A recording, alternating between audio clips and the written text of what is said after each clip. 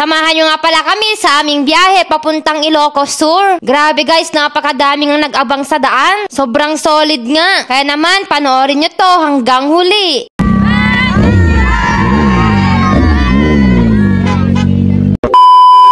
Hi guys, it's me, your Ilocana girl, Miss Igado. Ayan guys, nasa Saud Beach pa lang kami at naghahanda na nga kami kasi nga magra-ride out na nga kami papuntang Ilocos Sur. Nag-breakfast na nga lang pala kami dito sa may Saud Beach para dire-diretso na nga yung biyahe. This time nga, yaangkas na tayo kay Anlipadya kasi malapit lang naman yung Ilocos Norte to Ilocos Sur. Shoutout nga pala sa mga nagpa-picture sa akin dito na taga-Pagudpud. Before kami gay mapan di Ilocos Sur, ay apan kami pa lang di Banggi Windmill, tapos apan kami pa lang di Paway Church, kin di Paway Sand Dunes. Suot na nga pala natin yung paborito kong helmet, ang Ryzen helmet. Suot ko nga din palang gear, ay Nitro gear. Ayan, sa mga gusto din ng pang gear dyan, ayan, meron pa sila sa Orange app. Grabe, nagado talaga tika Ilukanwak na nag-abang kanyami nga Team Graffiti.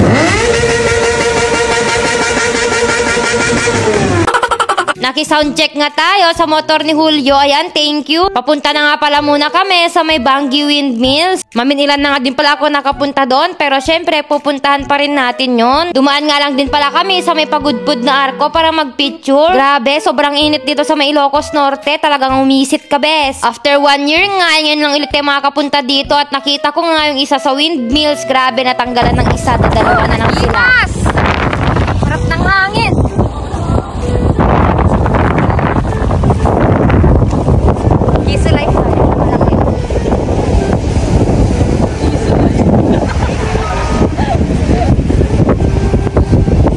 Wala pa rin ng pinagbago, napakaganda pa rin nga ng Banggi Windmills.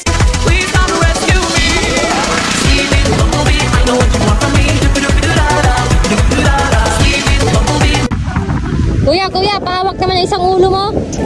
Oo ba, lahat ang umahawak dyan, swerte. Sige, saling swertein ako. Sumaswertein. Oo. Sasakyan ka sa makay.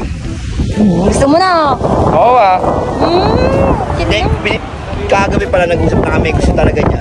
Sabi niya, kuya, sabihan mo si Gado, doon na lang sa sasakyan. Kasi hindi ako makapag-bed ng maayos. Kaya pala pag binibengkong niya, gusto niya akong mahulog eh. Sayang naman kuya yung mga fans na biglang yumayakap sa akin. Nagpapayakap ka naman. Walang ganun, ikaw lang yun. Ako yun? Ay, mali pala narinig ko kagabi. Sorry. Mahal. Alam mo, kaya daw tinawag na Pagudpud ito. Kasi pagod ka na nga daw pumunta dito, napudpud pa yung chinelas mo. Kaya nga pudpud yung sapatos mo, kaya pagudpud. Pagod na nga, napudpud pa yung sapatos. Sabi ng mga taga Ilocos Norte, mga taga Pagudpud.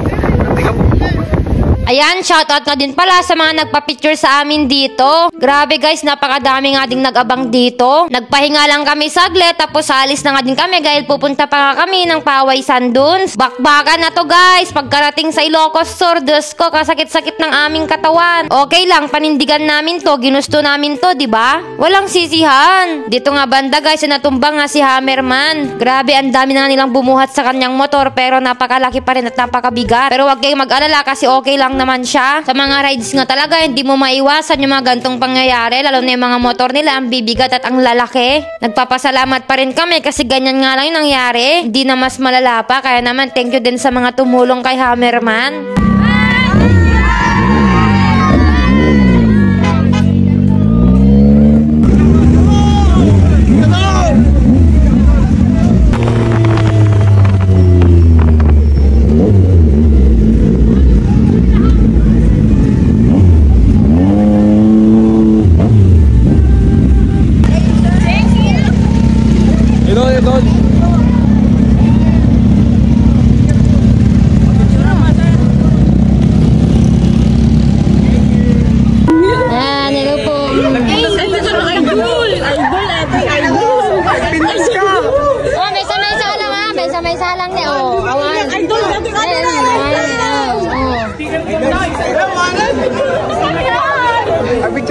Huminto nga lang pala muna kami para magpahinga at para makakain na nga din. Tapos sa labas nga napakadami nga ding nag-aabang sa Team Graffiti. Sobrang solid naman kasi itong grupo na to, talagang inaabangan at grabe. Ito nga din pala yung may-ari ng restaurant. Ayan, shoutout po sa kanya, napakasarap po ng food nyo. Shoutout nga din pala sa mga nagpa-picture sa akin dito. Ayan, maraming salamat po sa suporta. Nag-retouch nga lang tayo saglit kasi mamaya gogora na ulit. Abangan nyo nga yung part 2 ng biyahe namin papuntang Ilocos Sur. Grabe guys, napakadami nga ding nangyari.